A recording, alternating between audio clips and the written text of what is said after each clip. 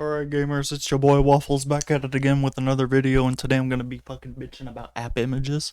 I've talked about this before, probably, maybe, but here's the error I'm getting. And what this error basically says is my glibc version is too old to run this app image. Now, this is because, I think it's because Pop! OS is currently on like a years old LTS and they have not bothered to update until Cosmic comes out, which is really fucking everybody over. But their NVIDIA stack is good, so that's why I'm using it right now. Uh, and this app image assumes that you have a newer version of glibc than you may have, and obviously this isn't good for people that are maybe running like stable distributions, like say Debian stable or something. So this kind of brings up a broader issue I've had with app images where they just never fucking work correctly, like ever. And the reason why is they make way too many assumptions about your system. And this is something that Flatpaks do not suffer from, because Flatpaks assume nothing about your system. Even if you're running KDE, it will download a sandbox KDE for it to run in. It doesn't give a fuck. But for app images, if you're not running Ubuntu, God fucking help you. You know what I mean? Because Ubuntu is arguably the most popular distribution, and so everything is based on people using Ubuntu. So while they're supposed to be platform agnostic, they hardly ever are. And so you may have an app image that'll run on one distribution, but it won't run on another distribution because of shit like this, you know? But the main one I saw was the app image depended, when I was trying to set up my 3D scanner, no, my 3D printer, I had to I had to run in the distro box because I was running Gentoo, and the way Gentoo packages WebKit GTK is not the same way as it was packaged on Ubuntu. So it's looking for the binary and it can't find it. And because of that, I'm like, fuck it, I have to run fucking Ubuntu within my operating system to get it to run shit. And I may end up having to do that for this too, but I don't really know if I want to yet, because I'm not really trying to run this.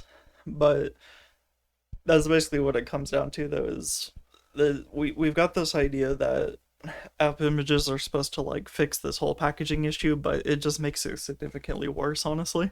And so I always dread whenever I see an app image as a way of distributing a package. It should just never be done, because there's no way in hell you're going to cover everybody's configuration, and this is just a problem that Flatpaks don't have.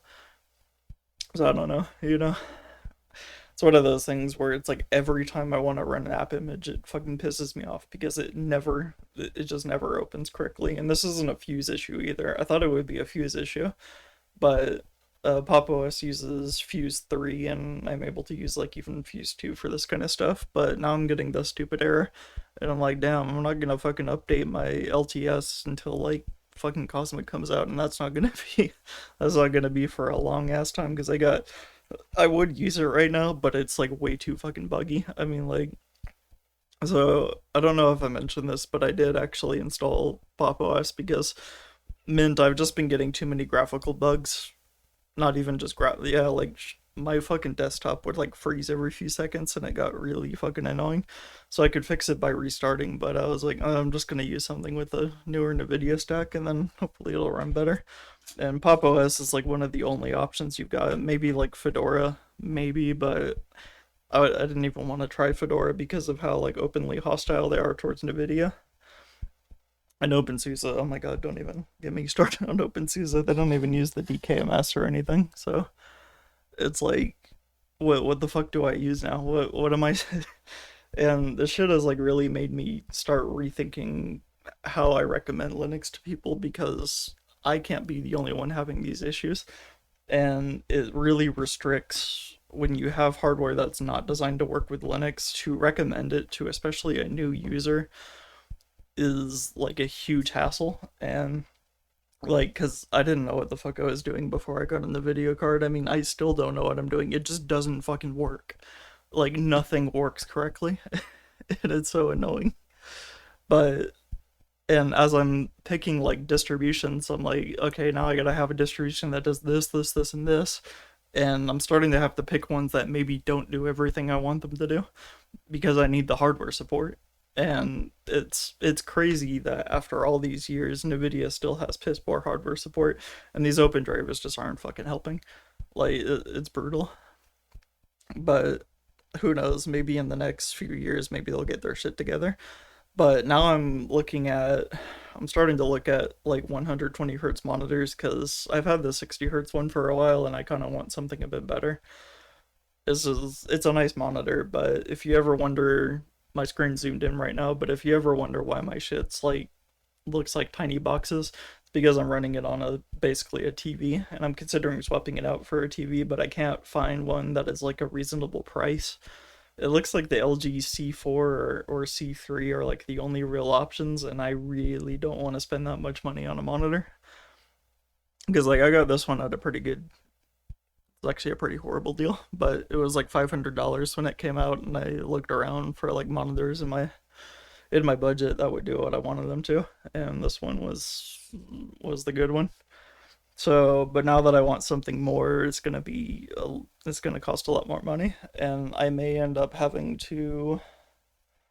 I gotta do something like. It looks like I can get a 50-inch. I don't know if I want to go 50-inch because that's like another 7 inches on my desk, and I don't have any more desk room.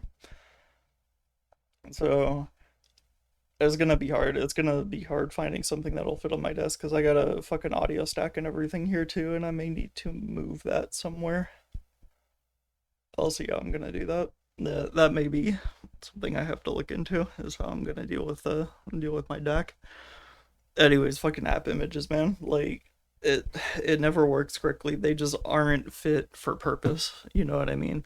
Because their purpose is to be platform agnostic and run on any distribution you want to. But it never fucking works that way because unless you go with the notion that every distribution is basically Debian with another desktop, but they're fucking not, you know? And the more that you look into Linux, you will realize that Linux is not Linux. And I made this video like a long time ago, but what it came down to was like when you hop distributions, I mean like when I see newbies hopping distributions, they switch from like Ubuntu to Kubuntu to Linux Mint to Pop OS, and it's all the same fucking thing, right? They're like, oh yeah, everything's Debian. They all use the same package manager. They all have the same packages. They're all reasonably in the same time frame, because like Ubuntu and Debian's LTS like switch every 2 years or something. But other than that, they don't realize, like, because then they go try Fedora and they're like, what the hell is this? What is this new package manager? What are these packages? Why is it updating so often? How, what is it doing? What's an RPM? How do I use that? It's not a deb. What do I do? And that's just basic. That's like going like from Fedora, which is more stock GNOME, from like Ubuntu, which is a very customized GNOME. People think it's a desktop, but no, the package versions are different, the maintainers are different, the way it packages things are different, and the deeper you get into Linux, the more you will realize that, yeah, you can run the same code on Linux, but you also get far different experiences depending on which distribution you use. And people don't get that if they haven't tried things like Arch or Gentoo or whatever the fuck else people are using these days. OpenSUSE, that's another one. They think it's all the same because you can run the same programs on any of them, especially with Flatpak. But when I'm looking at these Appimages, I'm like, man, I gotta like fuck around with everything to get it to work correctly. And a lot of times I just ignore it. I'm just like, fuck it, I'm not gonna run this thing. Or I have to use DistroBox. I have to use another distribution to get the application to work. And that's something people don't really understand until they start to try to run these programs, where they do make too many assumptions about your system. They do all think that you're running Ubuntu, and they can't fathom you running like KDE on your desktop or anything. So that's kind of what I was getting at, though. It's very frustrating to see, because I'm always told time and time again, all you're doing is you're changing distribution. And I'm like, no, I'm not. I am trying to get something that works, one, with my hardware, and two, with my software. And if you're running like Debian stable, well, unless you're running a Flatpak for everything, you're going to be running a few versions out of date. And I found myself having to add PPAs to get more updated versions of software that had bug fixes. Because security backports does not necessarily mean bug backports. And that's what people don't get, is that when an update comes out, you may need that update. And but Debian doesn't bother because hey, it's not a security fix, so it's not critical. And that's really annoying, it really is. But yeah, that's kind of what I'm running into now, and I'm hoping if Pop OS can fix, or like System 76 can fix that one issue with Wayland, or sorry, with Cosmic, where it's just like completely killing my display, I will probably switch to their new LTS. But I don't think it's gonna be a while, and because of the way when I was having issues on AMD, I had an issue for the longest time, and it made me use X11 for so long. Because at the end of the day, or if I go out, I actually physically turn off my monitor. I press the power button on it, and I do that to like one, save power, but two, because I don't want burn-in, and I don't want to run the same image on my desktop all weekend or whatever, or all day, whatever it ends up being. But when I'm sorry, and what happened on AMD, people assumed I must have an NVIDIA graphics card, but I had an AMD 6900 XT, and anytime I turned back on my monitor, it would, my display would be gone. And what I would do is I would actually unplug the HDMI from my graphics card, and I would plug it back in, and that usually fixed it. But with this one, that doesn't even work. If I turn off my display and turn it back on, it's gone forever. And I gotta just hard reset and turn it back on. So, and that Wayland thing, because I was the only one having that issue, it took them years to fix that issue. I mean, like, it took fucking forever, and I can't imagine System 76 has the staff to, like, go after a bug that maybe I'm the only one that's having it. But I know that other people are having trouble with, like, USB-C docks, and I'm not having that problem, but I'm using, oh, I was gonna mention, that's why I was, looking into new monitors, is because the AMD open source driver does not work with HDMI 2.1, where it won't do over 4K 60. And the HDMI consortium said it was some shit like they would reveal secrets about how their software works or whatever. And I'm like, well, what the fuck do you care? Why is this so proprietary? So because NVIDIA's driver is proprietary, they don't have this issue. So. All right, I think that'll do it for now. I've ranted long enough. We'll see you next time.